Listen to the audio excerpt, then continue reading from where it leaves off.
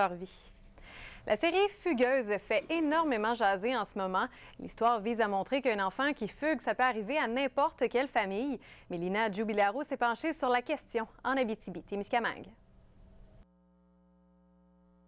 Les cas d'adolescentes de 14 ou 16 ans portées disparues après une fugue puis finalement retrouvées sont communs au Québec.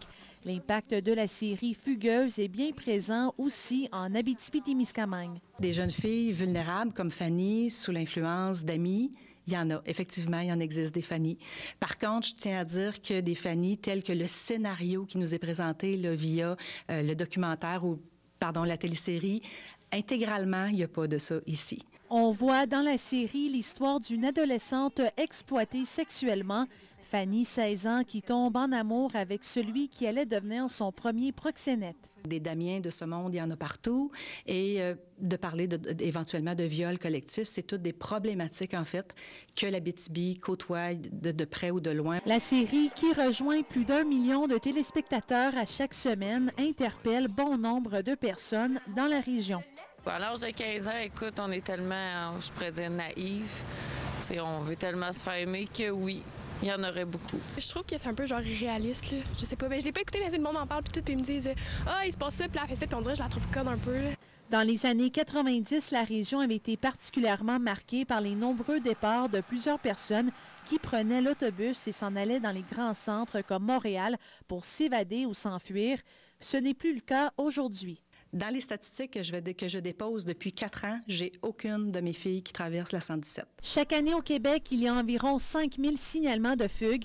Selon le Centre intégré de santé et de services sociaux de l'Abitibi-Témiscamingue, la région est témoin d'au moins 250 signalements de fugue par année. Certains jeunes loin de la résidence peuvent au moins compter sur des intervenants sociaux. Depuis novembre, à Rouyn-Noranda, les 2 travailleurs de rue nous ont confié être à bout de souffle. Et Mélina, on peut dire que la série Fugueuse tombe à point. Exactement, Émilie. Hasard ou non, le gouvernement québécois a lancé il y a une semaine un nouveau programme d'aide, l'acronyme AIMÉ pour Affirmation, Image de soi, mettre ses limites, égalité et relations saines. Ce programme vise à prévenir les fugues et l'exploitation sexuelle des jeunes.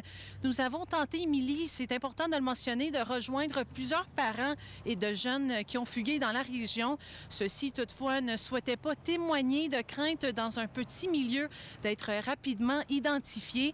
Et pour les parents qui s'inquiétaient et qui veulent savoir comment prévenir une fugue, il y a, selon le CISAT, une panoplie de services offerts dans la région.